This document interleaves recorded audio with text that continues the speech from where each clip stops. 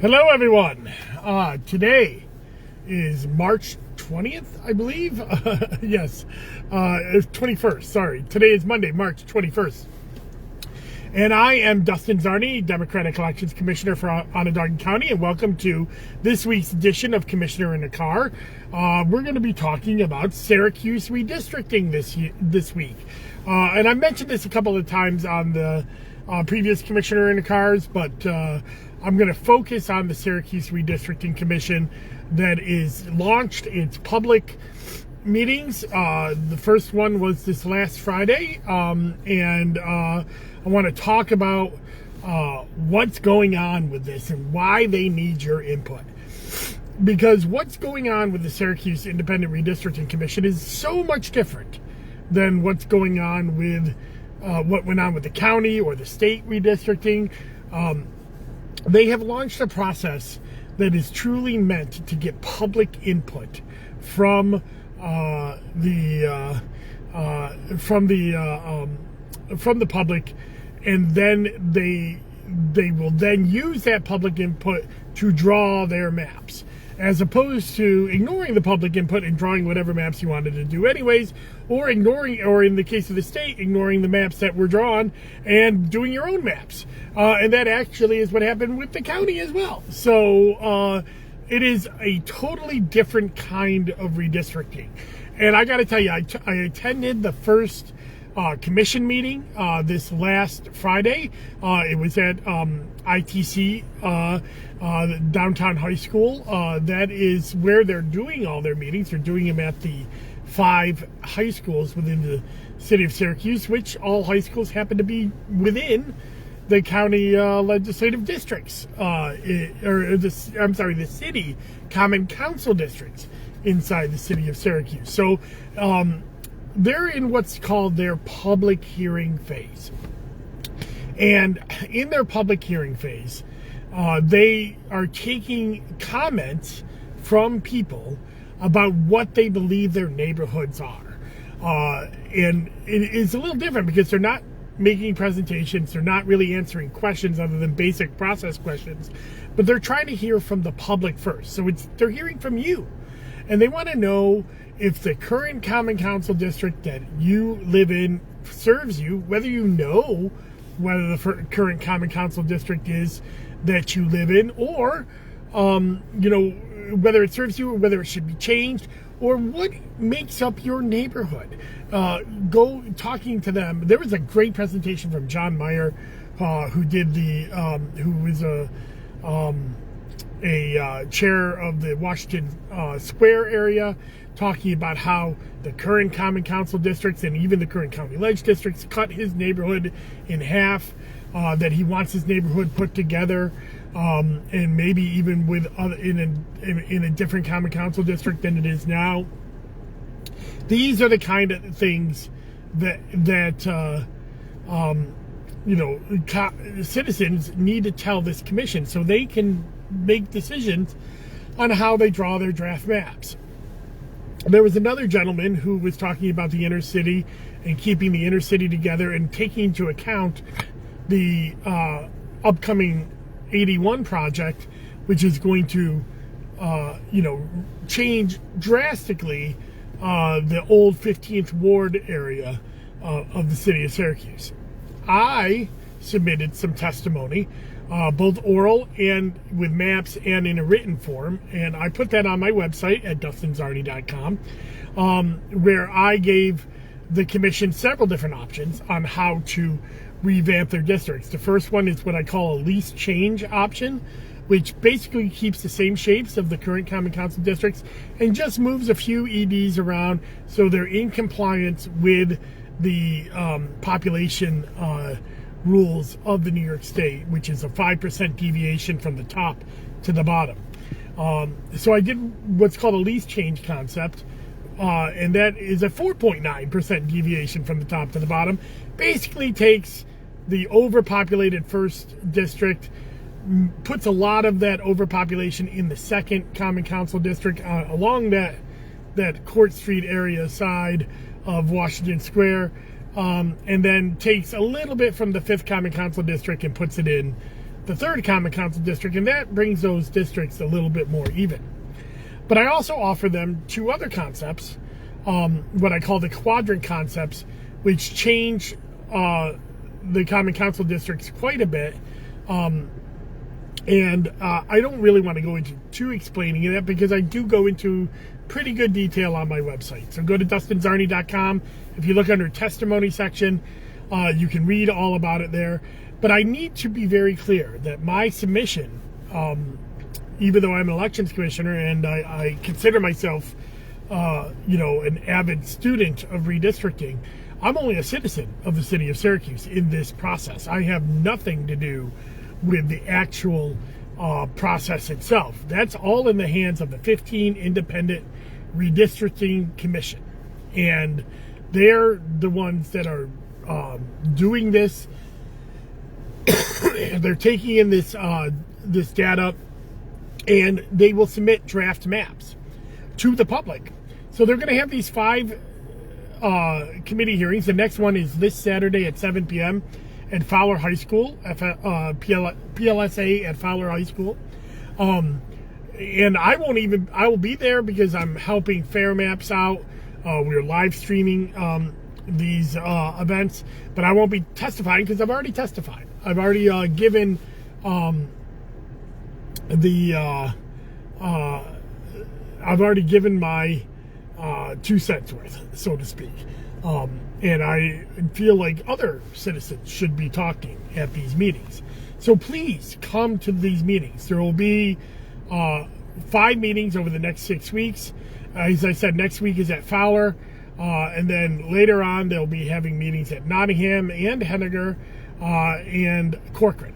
So all of the 5 high schools are going to have a chance to have these meetings. And that will put a meeting in each of the 5 current Common Council districts, which is what they're required to do by law. Now, then they will release draft maps. Now, this is, I think, is where things will get really interesting, because the draft maps are going to really give, probably spur some conversation, because these are the ones that they're going to want comment on specifically on their maps about whether they did a good job or not. And again, they'll do 5 more meetings in each of the Common Council districts that are currently on the books. And then, after those 5 draft maps are done, they will release what they call their final plan.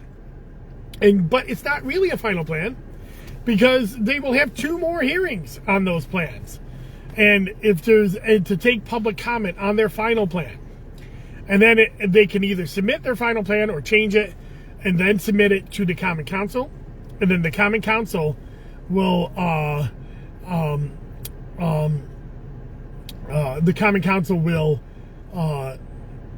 then decide whether to approve it or not. Now, if they don't approve it, they send it back to the commission and the process starts over again. But if they approve it, then this redistricting commission has drawn the maps for the next 10 years. I think it's really a great process. I think it's something different than we've ever seen here in New York State. It's heavy on public input, so I hope more people, I hope you that are watching or listening are going to go out there to one of these meetings, even if just to attend. But, talking about what your neighborhood is like and what you want to see in your neighborhood is a very important part of this process. So I hope that you will consider going to these meetings. There's not a lot of else going on. We are waiting for the big petition deadline. That's April 4th through the 7th, where we're going to start finding out who the candidates are that are running for office. A lot of those petitions, by the way, are going to be filed up at the State Board of Elections as they cross county lines. So the congressional petitions, any petitions for governor or statewide office that were not nominated at the nominating conventions, state senate for Onondaga County, both of those state senates, and the 126th and the 127th Assembly all get filed up at the State Board of Elections. I'll get a notice and I'll be able to tell you who filed at the State Board of Elections. And so watch my Facebook and Twitter feeds.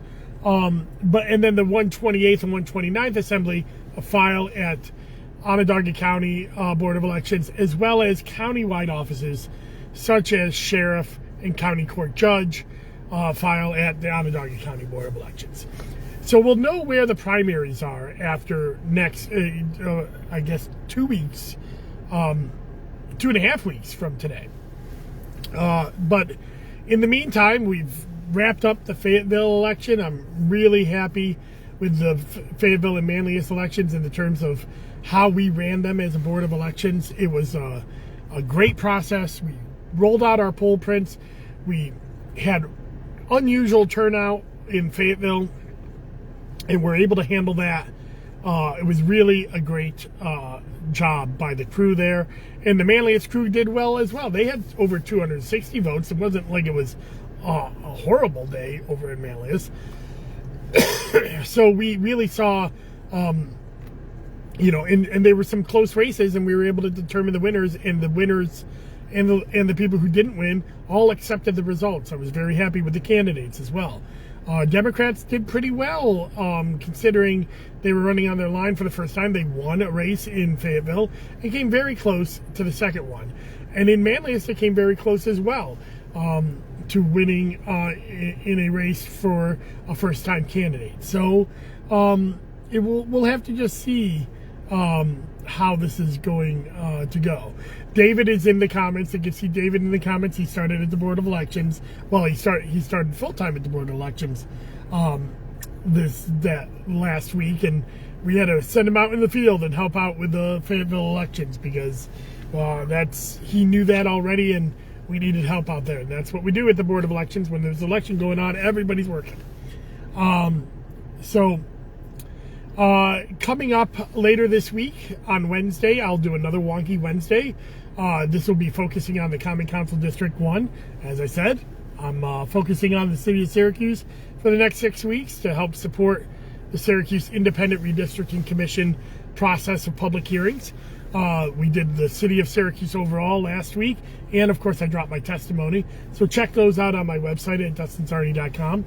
On Friday, I hope to have Jimmy Monto, who's the secretary of the Onondaga County Democratic Committee, talking about the candidates that were nominated and that are out passing petitions right now. That will be my Zoom with Zarni.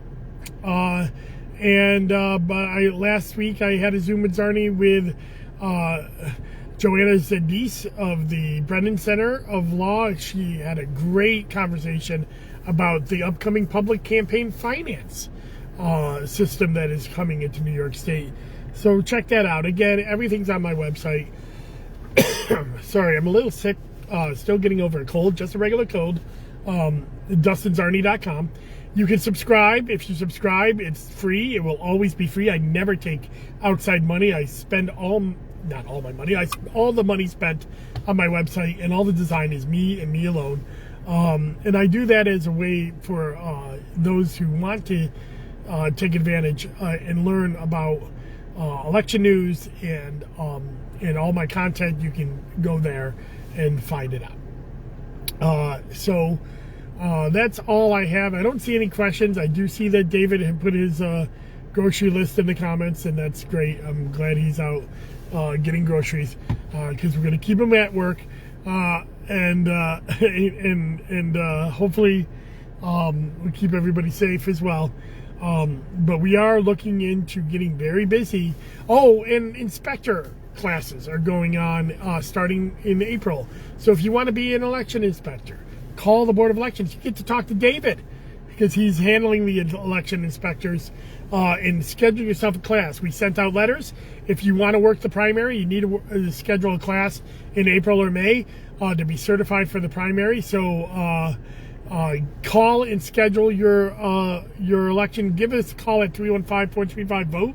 You can also go to onvote.net and go to the election inspector page to check that out. I think next week I'm going to devote to election inspector classes. We're going to talk about that with Commissioner in a car starting next week. So for now, that's all that's going on. We're waiting, for the petitions to hit. We're waiting for the budget to hit, and some election laws may be coming our way regarding maybe some changes to election law.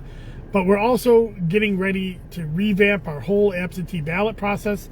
Sometime in April, I'll be talking about that once we have it all set on our end, because we're changing the way we're doing absentees. So keep in mind that stuff will be coming your way. Thank you very much. Have a good day. Be safe, and remember to wear a mask in public transportation, in Ubers, in buses, in airports, as well as medical facilities. The COVID cases are on the rise here in Onondaga County. We have ditched the masks, and that's probably a direct result of the small rise we're seeing. Let's see if that sustains over the next few weeks. But more importantly, get vaccinated, and if you haven't, get boosted. That's the way to beat the Omicron virus, the BA.1.2 variant, all of this that is out there. If you're vaccinated, if you're boosted, you have the best chance of evading serious complications, as well as possibly evading the virus itself and transmitting it. So please get yourself taken care of. We're not out of this yet, but the weather is starting to turn. We're starting to get into a beautiful time of year here in Central New York. Let's be able to have the festivals we want to have. Let's be able to have friends and families over. Let's not have another lockdown. Let's be responsible. Take this time and get out there, get vaccinated, get boosted, and take care of yourself. All right. Bye-bye.